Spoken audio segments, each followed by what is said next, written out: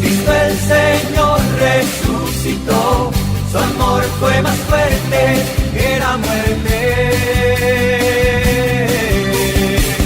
Cristo el Señor resucitó. Palabra y adoración, un espacio para que escuches la voz de Jesús. La voz de Jesús. Aleluya, aleluya, aleluya al Señor.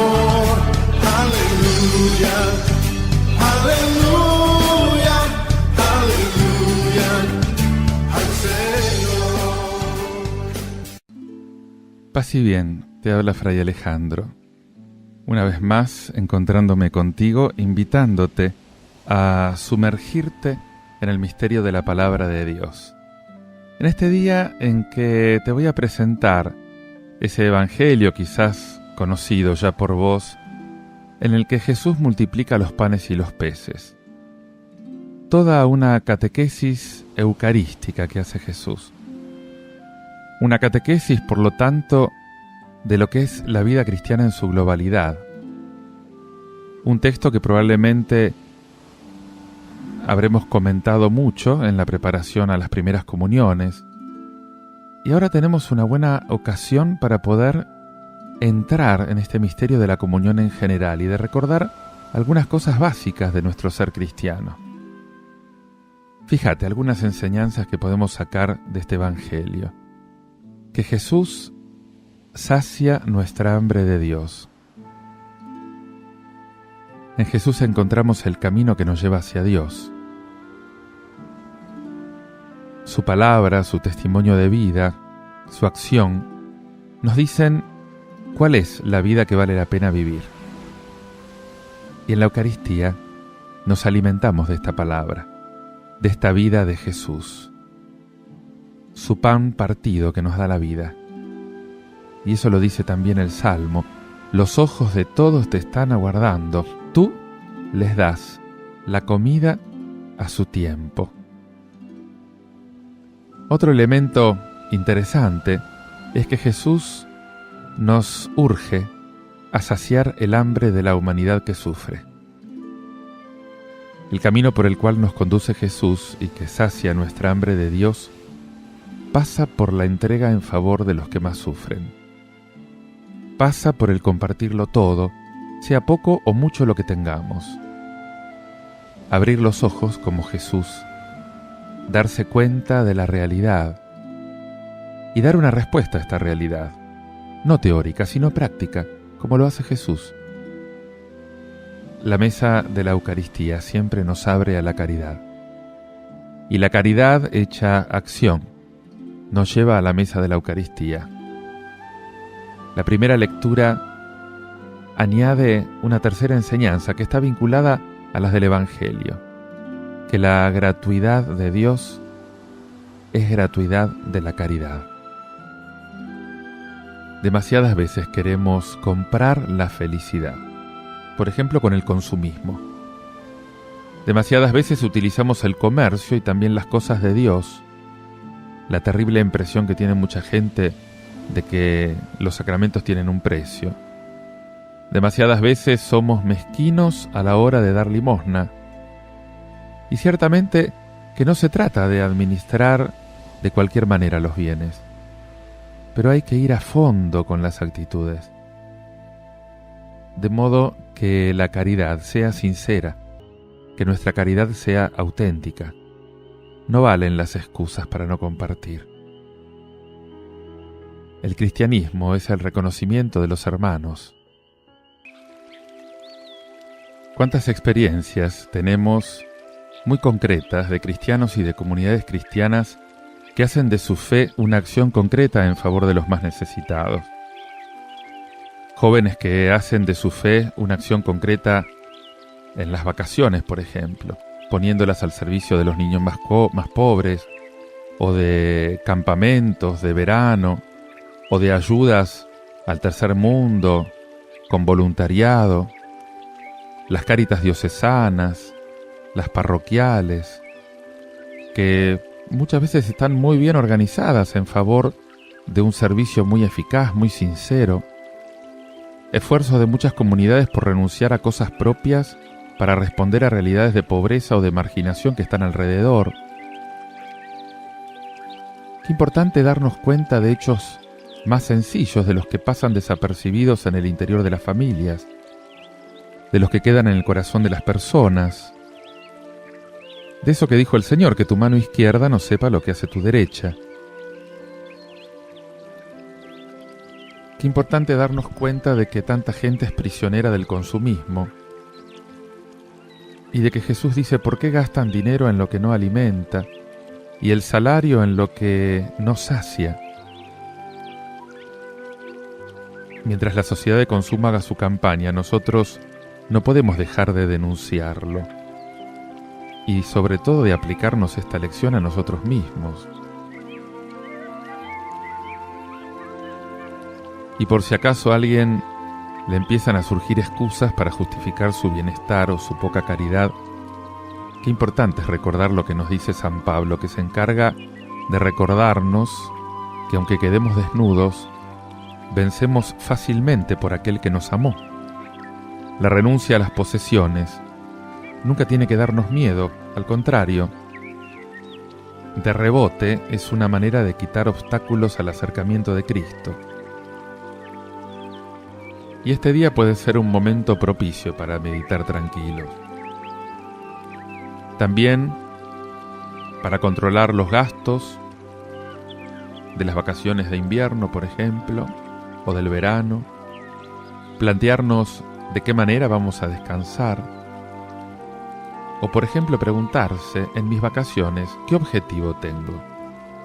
Sé planificar momentos de encuentro con Dios, planificando un retiro espiritual, anotándome para alguna actividad espiritual, para alguna semana de ejercicios espirituales.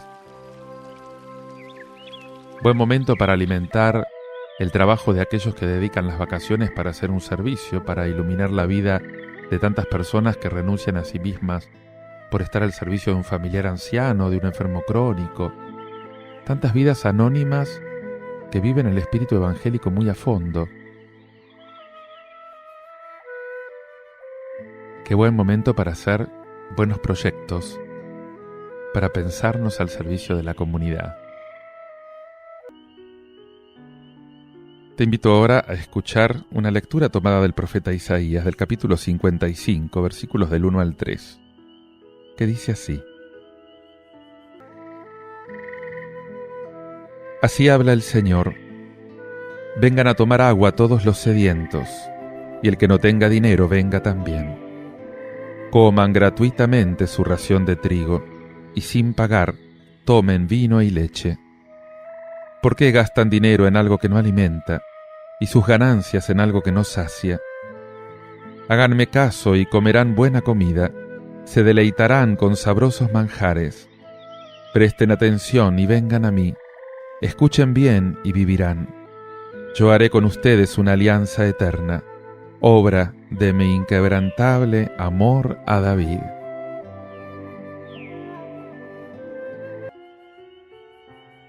Hay dos preguntas que Isaías le hace a sus contemporáneos y que nos gritaría a nosotros si viviera en nuestro momento. ¿Por qué gastan dinero en lo que no alimenta? ¿Por qué gastan el salario en lo que no sacia? Son dos preguntas espléndidas que nos tendríamos que hacer cada uno en la parte que nos corresponda, que se pueden dirigir, por supuesto, a los grandes triunfadores de nuestro mundo, aquellos que lo tienen todo y que sin embargo es posible que estén aquejados de muchísimas hambres. Y no es ganas de estropear la fiesta, sino es la constatación de un hecho que se repite demasiado a nuestro alrededor, donde hombres y mujeres en plenitud de fuerzas, de belleza, de poder económico, se nos muestran moviéndose frenéticamente de un lugar a otro, embarcados en un movimiento que no conduce a ninguna parte, y pudiendo casi apenas ocultar un vacío que realmente asustaría si se manifestase desprovisto de todo ese brillo de lentejuelas con el que lo cubren.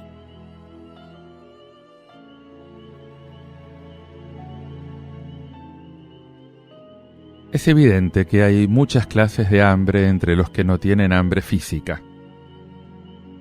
Y a lo mejor podríamos constatar el hambre de compañía, de una compañía auténtica que dé amistad, que dé amor, un amor que no sea mero deseo, y que no lo proporciona la relación nacida de la frivolidad o nacida del interés,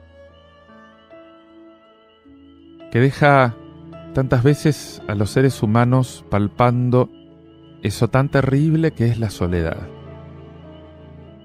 Hay hambre de fidelidad, hay hambre de poder confiar tranquila, sosegadamente en la persona que elegimos, de confiar más allá del éxito o del fracaso. Hay hambre de Dios, de ese Dios que es capaz de despertar lo mejor que hay en el fondo de cada hombre y al que a veces apenas le concedemos un lugar en medio de esta sociedad tecnológica del bienestar, de esta sociedad en que al prescindir de Dios el hombre busca chocantemente a los adivinos, a los que tiran las cartas, a los magos, a las brujas. La degradación de la religión en la adivinación y la brujería.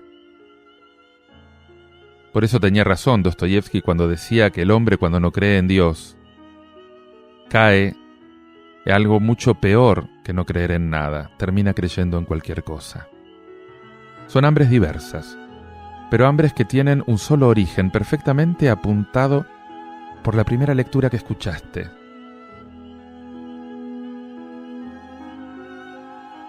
Gastamos el dinero en lo que no alimenta y el salario en lo que no sacia.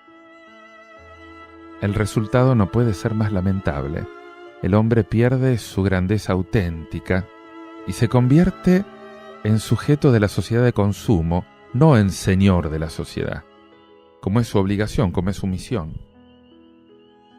A lo mejor, a los que tienen hambre física, estas otras hambres les parecen de lujo, y pueden tener razón. Pero son también hambres terribles que están inutilizando grandes zonas de la humanidad, inutilidad de la que no nos escapamos los cristianos, que tenemos tantos motivos para no tener hambre y para calmar la que pueden padecer tantos hombres. Te invito a que medites y ores todo esto escuchando este tema musical de Manuel Espinosa titulado Mi pan, mi luz. Y pensá que esa hartura que el Señor hace llover de los cielos bajó completa en Jesús. Él es tu pan, Él es tu luz.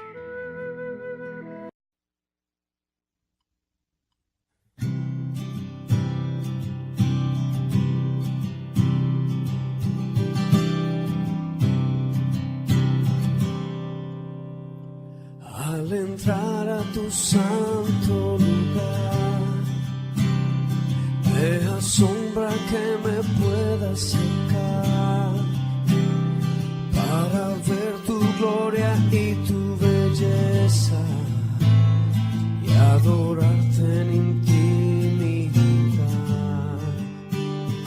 En confianza yo me puedo acercar. De tu mesa quiero participar. Todo lo que puedo hacer es postrarme y con mis labios proclamar mi pan, mi luz, mi oración. Eres tú, Jesús, mi Dios, mi amor y mi canción. Eres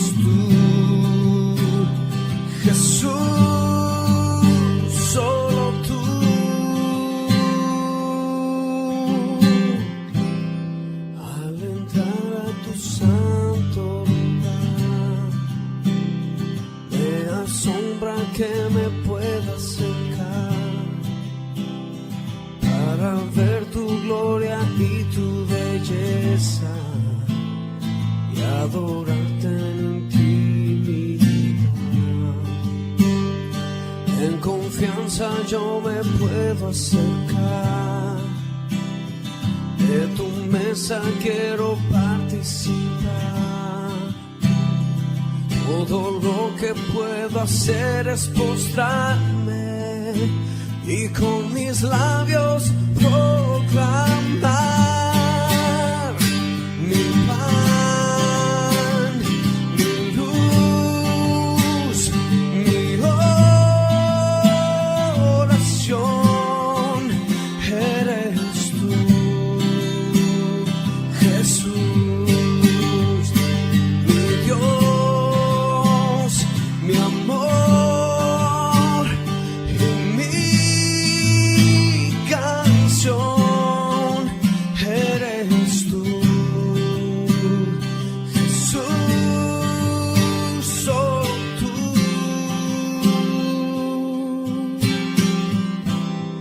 Me cuidas,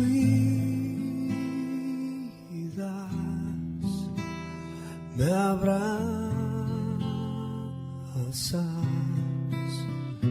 me cantas,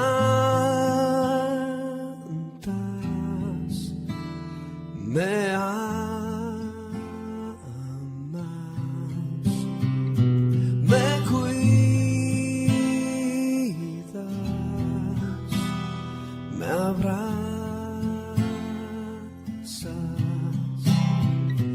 me cantas,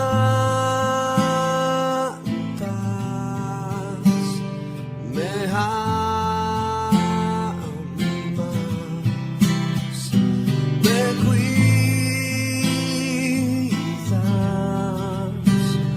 me abrazas,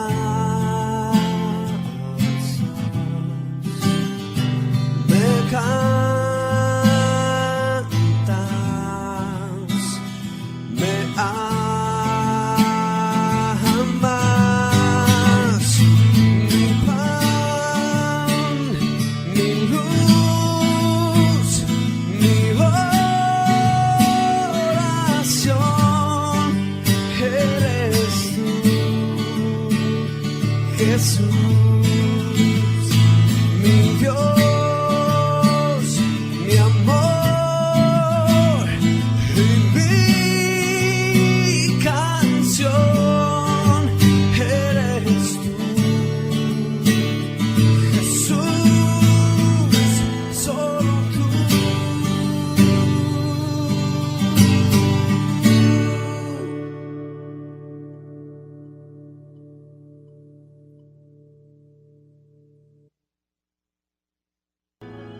Te invito a que hagas oración conmigo con el Salmo 144, versículos del 8 al 18, repitiendo entre una estrofa y otra esta antífona. Abres tu mano, Señor, y nos colmas de tus bienes. El Señor es bondadoso y compasivo, lento para enojarse, de gran misericordia. El Señor es bueno con todos y tiene compasión de todas sus criaturas. Abres tú la mano, Señor, y nos colmas de tus bienes. Los ojos de todos esperan en ti, y tú les das la comida a su tiempo. Abres tu mano y colmas de favores a todos los vivientes. Abres tú la mano, Señor, y nos colmas de tus bienes. El Señor es justo en todos sus caminos y bondadoso en todas sus acciones. Está cerca de aquellos que lo invocan, de aquellos que lo invocan de verdad. Abres tú la mano, Señor, y nos colmas de tus bienes. Una primera lectura que podemos hacer de este salmo es con Israel. Es un salmo alfabético, cada verso comienza con una de las letras del alfabeto. Es un signo de que quiere cantar la alianza en forma total. Los judíos recitan este salmo todos los días en el oficio matinal, justamente respondiendo a la invitación del comienzo: cada día quiero bendecirte. Y Jesús debió recitarlo miles de veces. Todo el vocabulario de esa alabanza hímnica tiene una densidad enorme. Habla de exaltar, de bendecir, de alabar, de decir, de proclamar.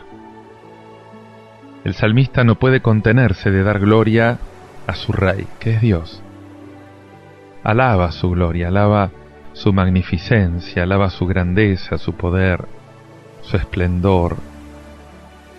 Todas cualidades eminentemente reales, pero también canta su bondad, también canta su justicia, también canta su ternura, su piedad, su amor, su fidelidad, su proximidad.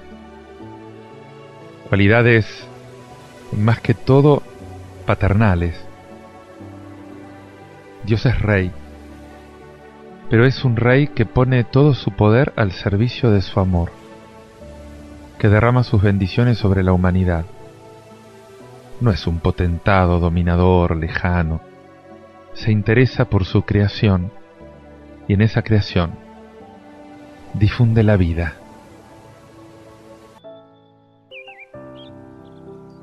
Hay una segunda lectura que podemos hacer de este salmo y es pensar en Jesús.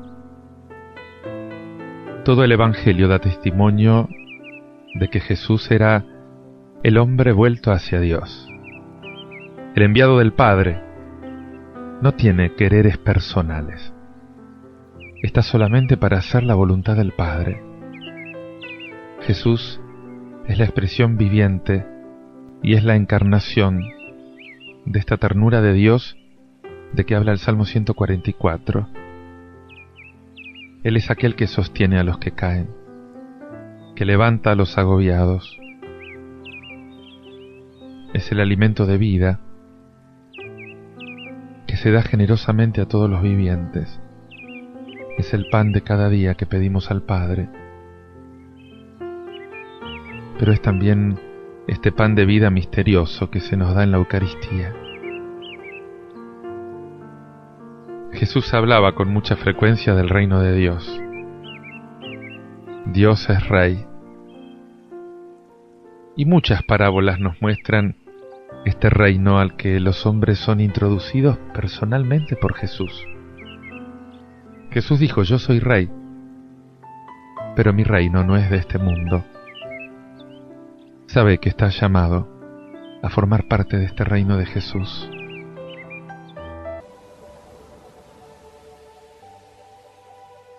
El mundo moderno, marcado por el ateísmo, está tentado de rechazar toda trascendencia. Y en esta perspectiva reduccionista, el universo y el hombre se bastan a sí mismos.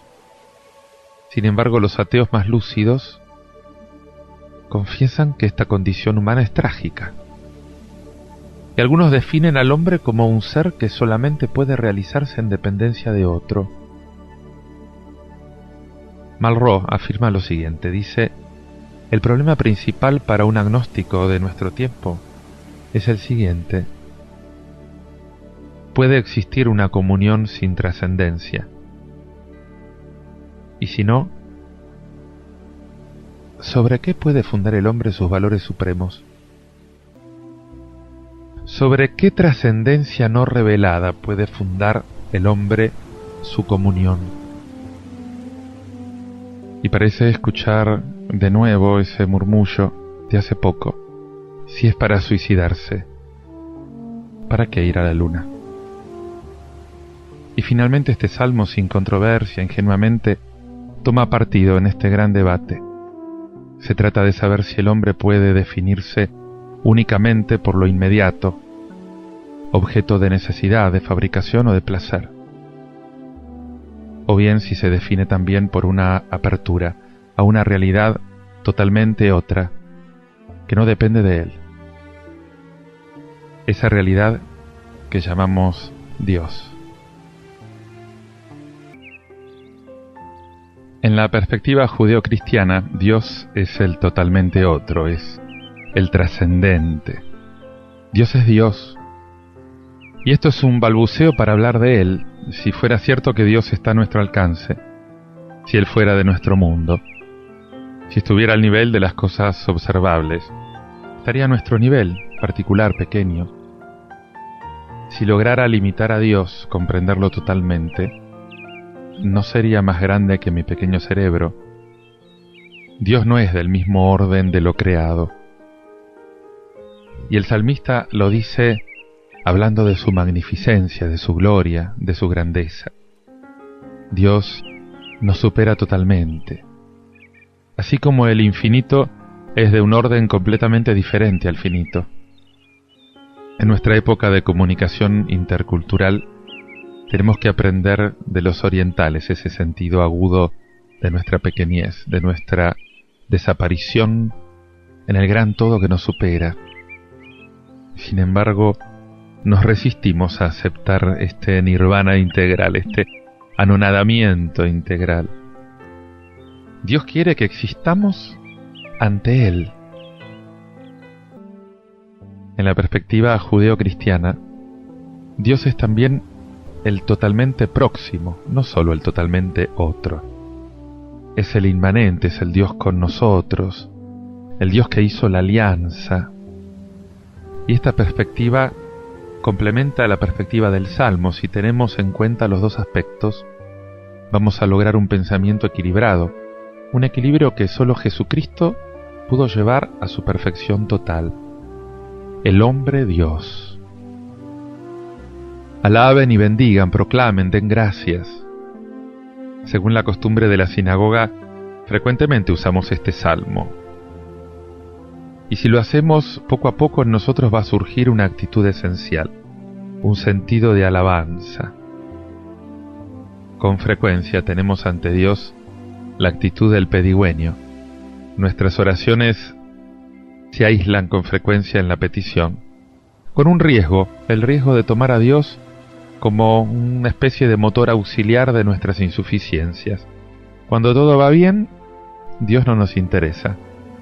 Y si algo va mal, le pedimos ayuda. Qué importante es releer este salmo descubriendo otra forma de oración. No hay una sola línea de petición. Fíjate que el vocabulario de alabanza es de una intensidad y de una variedad admirable. Te ensalzaré, Dios mío, bendeciré tu nombre. Te alabaré, proclamarán tus hazañas, repetiré tus maravillas, proclamaré tus grandezas, se recordarán tus inmensas bondades, todos aclamarán tu justicia. Es admirable el cúmulo de cualidades que el salmista encuentra en Dios.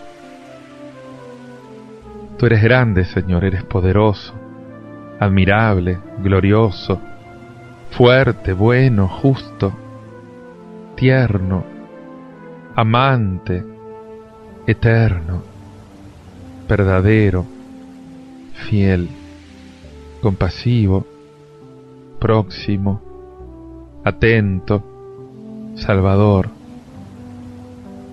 Nuestra vida de oración se transformaría totalmente si adoptáramos mucho más a menudo este tono positivo de la alabanza, en lugar de la oración solamente de petición, que en el fondo nos encierra en nosotros mismos, pone a Dios a nuestro servicio.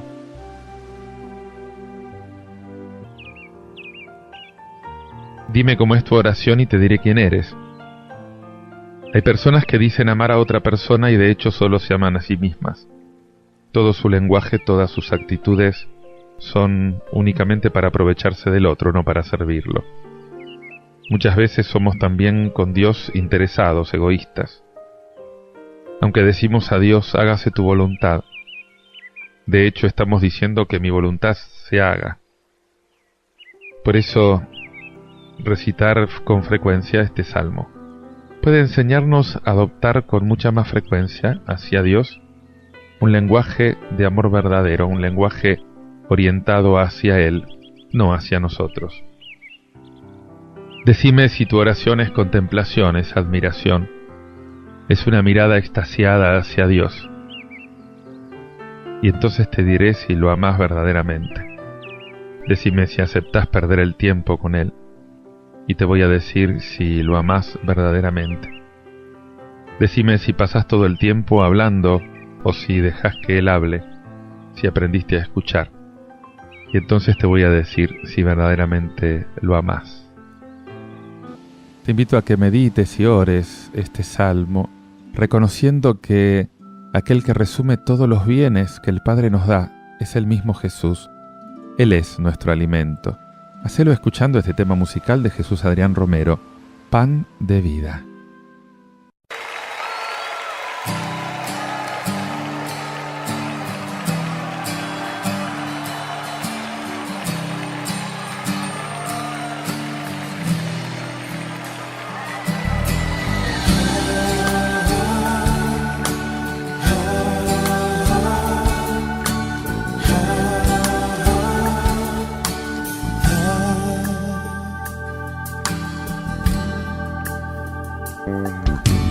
Cuando flaquea mi fe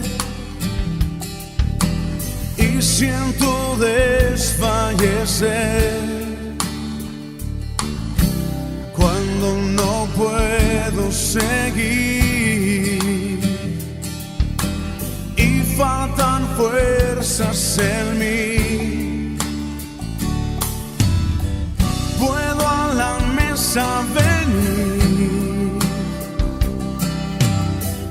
y puedo el pan compartir. Es Jesús, el pan de vida, el maná de mi desierto, mi energía, mi sustento. Es Jesús, el pan de vida, mi necesidad primera, y sin ti yo nada fuera, porque Jesús es pan de vida eterna.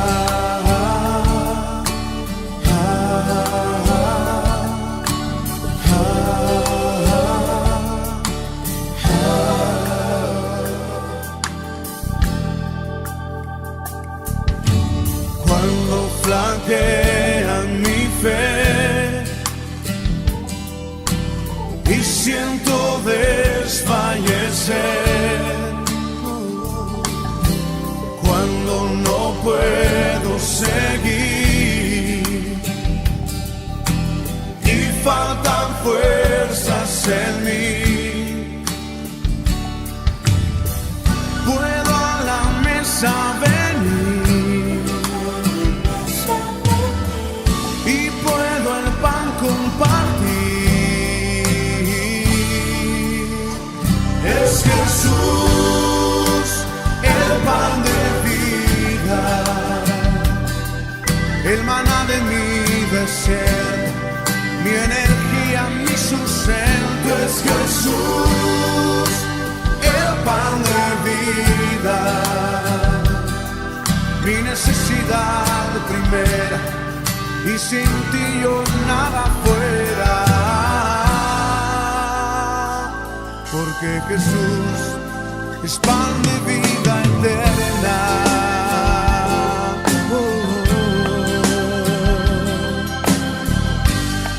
Eres el pan de vida eterna, Jesús. Eres lo que mi alma necesita. Es Jesús, el pan de vida,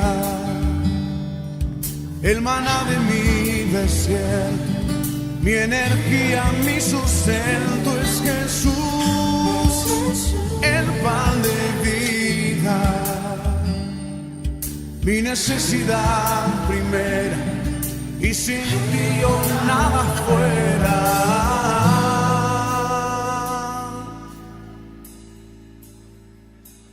porque Jesús es pan de vida eterna. Es Jesús, el pan de vida,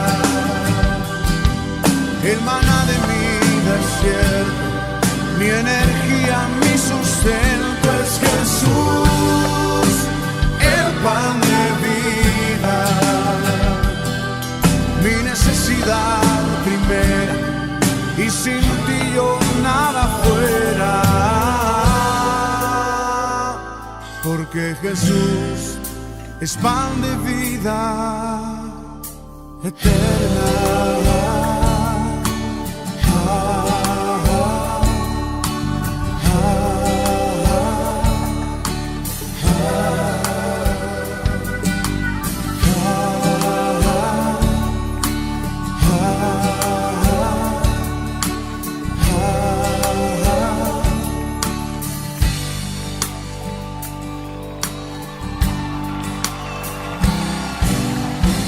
Aleluya. Tú eres el pan de vida eterna, Jesús. Y queremos de ti, Señor, cada día comer, experimentar tu presencia, Dios. Te invito a que escuches esta lectura tomada del capítulo 8 de la carta del apóstol San Pablo a los cristianos de Roma, versículos 35 al 39, que dice así: Hermanos, ¿quién podrá separarnos del amor de Cristo? Las tribulaciones, las angustias, la persecución, el hambre, la desnudez, los peligros, la espada. Pero en todo esto obtenemos una amplia victoria gracias a aquel que nos amó. Porque tengo la certeza de que ni la muerte ni la vida, ni los ángeles ni los principados, ni lo presente ni lo futuro, ni los poderes espirituales, ni lo alto ni lo profundo, ni ninguna otra criatura podrá separarnos jamás del amor de Dios manifestado en Cristo Jesús, nuestro Señor.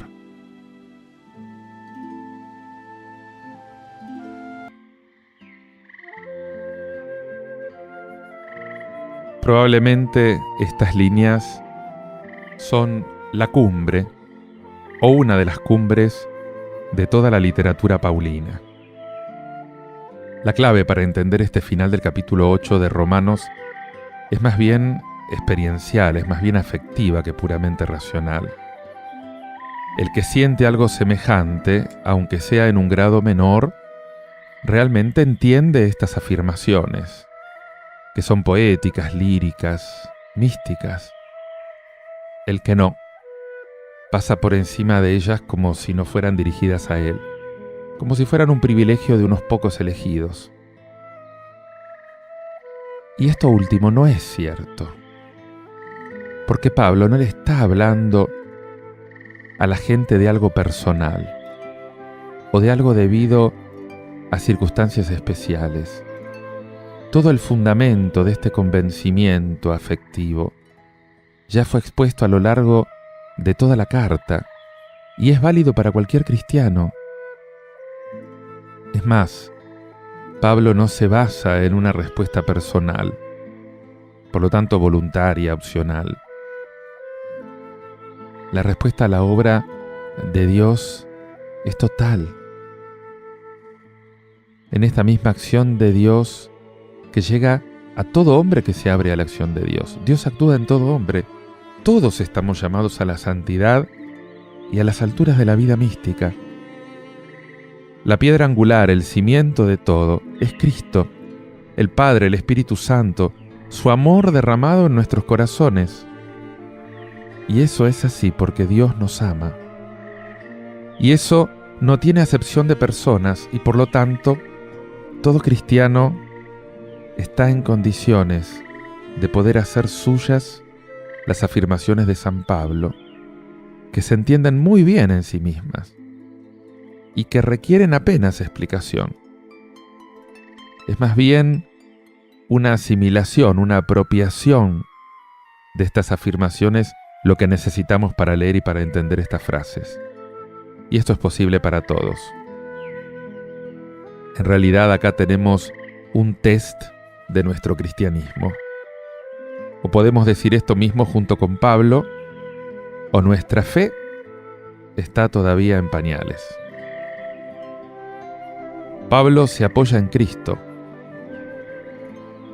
Es el mismo que poco antes en Romanos 7:24 dijo: «Desgraciado de mí, ¿quién me librará de este cuerpo de muerte?». Pero esta misma persona que no hace el bien que quiere, sino el mal que no quiere, como dice en Romanos 7:19, puede decir que nada lo va a separar del amor de Dios, porque Él lo ama. Y esto lo podemos decir todos, porque Dios nos ama a todos. Qué hermosas las palabras de Pablo en las que se expresa esta esperanza cristiana y esta confianza inquebrantable en este amor que Dios nos tiene. Porque fíjate que es justamente el fundamento de nuestra seguridad. Si Dios está con nosotros, si Dios nos ama hasta el extremo de darnos a su propio Hijo, ¿quién puede condenarnos? El amor de Dios, ese amor que Dios nos tiene, se manifestó concretamente en el amor de Cristo, ese amor que se desvivió por todos cuando todos éramos todavía sus enemigos. Y este amor es una fuerza victoriosa, es una fuerza que nos libera del pecado, de la muerte, de cualquier amenaza. Pablo sabe muy bien que el cristiano está sometido a muchos peligros, a muchas necesidades. El sufrimiento, la angustia, la persecución, el hambre. Y dice, pero de todo esto sale victorioso con la ayuda de aquel que nos ha amado. Y acá él habla por experiencia. Y desde la experiencia de una esperanza que se abre camino sin que nada ni nadie lo pueda detener. Pablo se siente presa del amor de Dios, de ese amor que se manifiesta en Cristo Jesús. Ninguna realidad creada, dice, puede separarnos de la omnipotencia del amor. Es por esto que te digo que este es el punto culminante de todo el proceso de ascenso que se comenzó anteriormente. Porque el lenguaje es total, es absolutamente emocional, es poco lógico, lírico si querés, pero con una carga de fe tan auténtica y de confianza tan abarcativa en Cristo, que justamente permiten hablar de este modo con sentido, con lógica. Para darte cuenta de esto, compara el final de este capítulo con el capítulo 7, donde encontrás toda la angustia del apóstol, de todo hombre ante ese desgarramiento interior. Es la misma persona que allá decía, pobre de mí, ¿quién me va a librar del cuerpo de muerte? Ahora está afirmando que nada lo puede separar del amor de Dios. Uno diría, ¿y cómo se pueden compaginar estos dos sentimientos?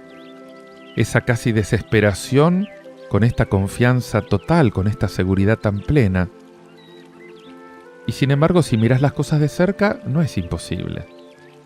Porque en la primera exclamación late el hombre que se mira a sí mismo. Y cuando te mirás a vos mismo, a tus propias fuerzas, a lo que podés hacer para salir de ese estado negativo, te venís abajo. Pero después es el hombre de Cristo el que habla, el que confía, el que pone su fuerza y su esperanza no en sí mismo, sino en el Señor. Él sabe lo que el Señor ya hizo por él. No se trata de alguien convencido de su propia fuerza de voluntad, porque si fuera así, nos encontraríamos ante un acto de soberbia casi demencial. Lo futuro, las potestades de todo tipo que acá menciona, dice que son impotentes para separarnos del amor de Cristo. Son dimensiones incontrolables y desde uno mismo no se puede afirmar nada, y mucho menos todo lo que se dice acá. Pero si es el Señor el que actúa, se puede decir esto y se puede decir mucho más. Y esto vale no solo de un gran santo que se pueda llamar Pablo o quien sea, sino de cualquier cristiano que está unido a Dios por la fe y por los sacramentos. El problema está en que no nos lo acabamos de creer. Por eso no hablamos como San Pablo. Y sin embargo, todo cristiano serio tendría que estar en condiciones de decir estas mismas palabras, porque tiene las mismas razones fundamentales que el apóstol. El Señor es el mismo, los sacramentos son los mismos, la palabra de Dios es la misma, la gracia es la misma. Es cuestión de profundizar en la fe, de hacerla pasar al sentimiento personal.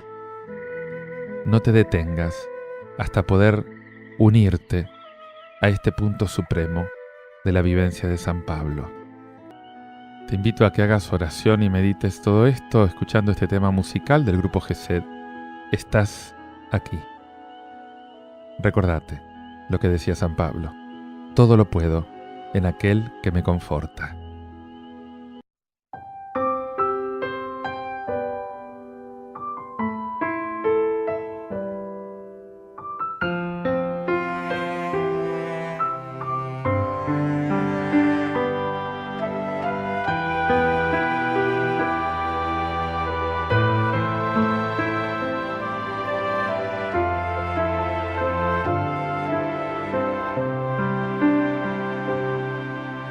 Estás aquí, aunque no te pueda ver, pues escondes tu gloria y majestad.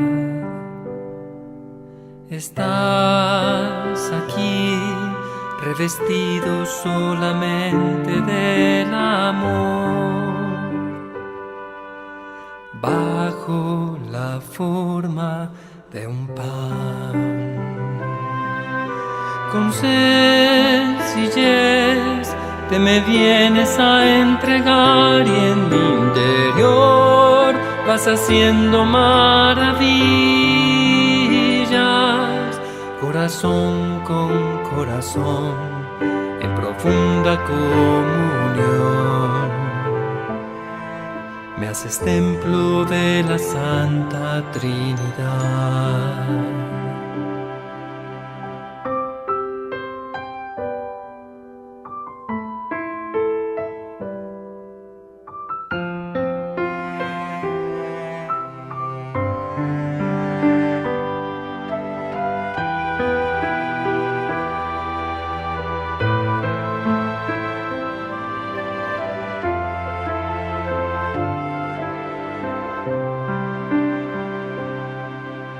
Estás aquí, aunque no te pueda ver, pues escondes tu gloria y majestad. Estás aquí, revestido solamente del amor, bajo la forma de un pan. Con sencillez te me vienes a entregar y en mi interior vas haciendo maravillas, corazón con corazón, en profunda comunión. Me haces templo de la Santa Trinidad.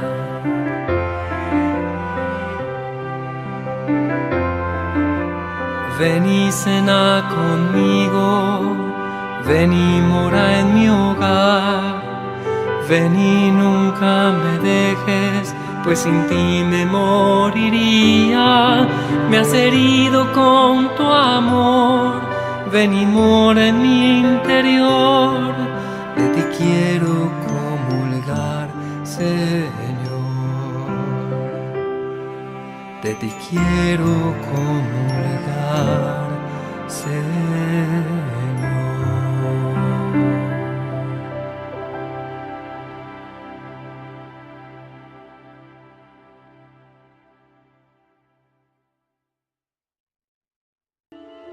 Te invito ahora a que escuches este evangelio tomado del Evangelio de San Mateo, capítulo 14, versículos del 13 al 21, que dice así: Jesús se alejó en una barca a un lugar desierto para estar a solas. Apenas lo supo la gente, dejó las ciudades y lo siguió a pie. Cuando desembarcó, Jesús vio una gran muchedumbre y, compadeciéndose de ella, sanó a los enfermos. Al atardecer, los discípulos se acercaron y le dijeron: «Este es un lugar desierto y ya se hace tarde. Despide a la multitud para que vaya a las ciudades a comprarse alimentos». Pero Jesús les dijo: «No es necesario que se vayan. Denles de comer ustedes mismos». Ellos respondieron: «Aquí no tenemos más que 5 panes y 2 pescados. Tráiganmelos aquí», les dijo. Y después de ordenar a la multitud que se sentara sobre el pasto, tomó los 5 panes y los 2 pescados, y levantando los ojos al cielo, pronunció la bendición, partió los panes, los dio a sus discípulos, y ellos los distribuyeron entre la multitud. Todos comieron hasta saciarse, y con los pedazos que sobraron, se llenaron 12 canastas. Los que comieron fueron unos 5.000 hombres, sin contar las mujeres y los niños. Durante estos domingos estamos reflexionando sobre el reino de Dios a través de las parábolas de Jesús. El reino es como una semilla, como la levadura, es una perla preciosa, es un tesoro. Hoy es un milagro de Jesús que cierra todas estas consideraciones. El reino es el gran banquete que Dios ofrece a los pobres, a los enfermos, a los necesitados, a los indefensos. Eso lo había predicho el profeta Isaías, lo escuchaste en la primera lectura, a esos judíos que volvían del destierro. Aún sin dinero podrán comprar trigo en abundancia, comerán y beberán hasta saciarse. Y después de las reflexiones de los domingos anteriores, no es difícil comprender que el reino viene al encuentro de los más necesitados, o mejor dicho, de esa humanidad necesitada. Dios sale al encuentro. Sale al encuentro de los hombres que caminan por la vida como si la vida fuera un desierto estéril, hostil. Y eso lo hizo Yahvé en el Antiguo Testamento, y lo hizo Jesús en el Nuevo. El reino responde a la realidad concreta de los hombres, los asume así como son, con todas sus carencias, dolencias, enfermedades. Frente al drama que viven los hombres, Dios no se queja, Dios no condena, no añora tampoco los tiempos pasados, no se desespera por el porvenir. Se trata de un rasgo de la madurez divina, una cualidad en la que pocas veces pusimos el acento. Es muy grande la tentación en la Iglesia de pedirle a los hombres precisamente aquello de lo que los hombres carecen. Un médico no le puede pedir salud a un enfermo. O sea, Dios no le exige al hombre lo que el mismo Dios le da, porque tiene que suponer la situación del hombre. También nuestro siglo tiene sus problemas, sus crisis graves, sus carencias. Alguno puede pensar que estamos viviendo la peor época de la humanidad, o que caminamos hacia atrás en vez de ir para adelante. Y en realidad esto importa poco. Vivimos en esta época con estos hombres y con estos problemas. Y este tiene que ser nuestro punto de partida. A estos hombres concretos, a nosotros, con todas nuestras deficiencias y nuestros vicios, Dios se nos dirige, no para reprocharnos nada, sino para darnos una mano, esa mano que puede liberarnos. Podemos preguntarnos cuáles son hoy los problemas que más afligen a los hombres en este caminar por el desierto. En tiempos de Jesús eran algunas carencias materiales las que más incidían en los pueblos pobres. De alguna manera, esto también sucede en los países del tercer mundo. Hambre, desnudez, desnutrición, enfermedades masivas, miseria. Pero seguramente que nuestros países de Occidente hoy ya no se ven tan preocupados por estas carencias. El hambre camina por otro lado. Hoy podríamos hablar, por ejemplo, de corrupción política, de alienación del hombre por la publicidad, por los medios de comunicación, de la falta de comunicación, de la indiferencia ante los demás, del egoísmo, de la búsqueda desenfrenada del placer físico, de la guerra por el dinero, de la venta de armas, del maltrato que se da a los extranjeros obligados al servicio doméstico, del aburguesamiento o de la delincuencia juvenil. La lista no importa mucho. Lo que sí importa es el hombre que sufre estos males u otros males. y comprender que lo que está en juego es la humanidad que está ahogada debajo de su misma estructura, que está necesitada a pesar de su abundancia, a pesar del libertinaje. Y con toda propiedad podemos hablar, como lo hace el Evangelio, de una enfermedad que padece el hombre, una enfermedad que se traduce en angustias, en una ansiedad desbordante, en miedo, en hastío. Nuestro hombre es un hombre que todavía no aprendió a vivir. Come de todo, pero carece de alimento, de ese alimento que lo haga feliz, o al menos que le permita vivir en concordia con los demás. Y con este hombre Dios viene a casarse. A este hombre se le dirige el reino de Dios. A este hombre Dios ama por medio de Jesucristo, que dio su vida por él. Y este hombre también es cada uno de nosotros, con su pecado a cuestas, con su drama, con su angustia. Un hombre acobardado, miedoso, desbordado por los acontecimientos.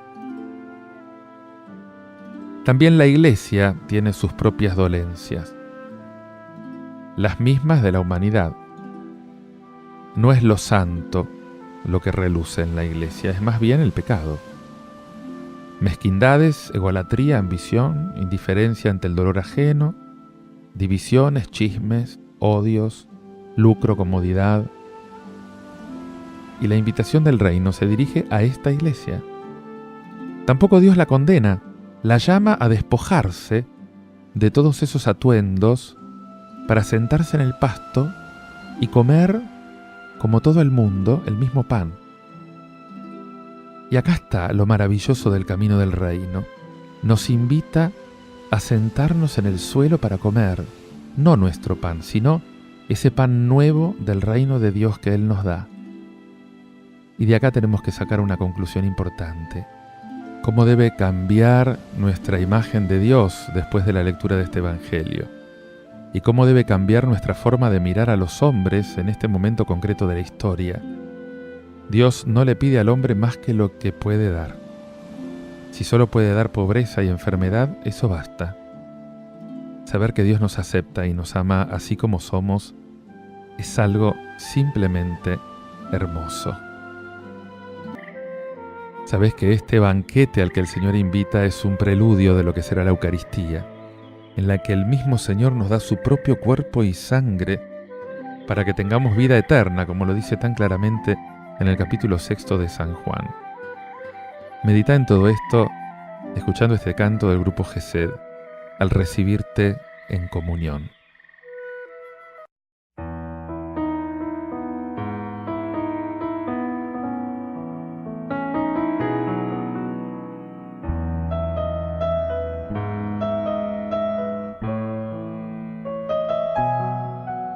Señor Jesús,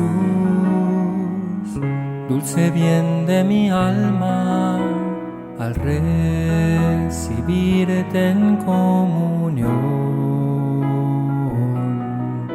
Señor Jesús, dulce bien de mi alma, al recibirte en comunión. En lugar de sentirte a ti dentro de mí, me siento yo dentro de ti, en tu mismo cuerpo. En lugar de sentirte a ti dentro de mí, me siento yo dentro de ti, en tu mismo cuerpo.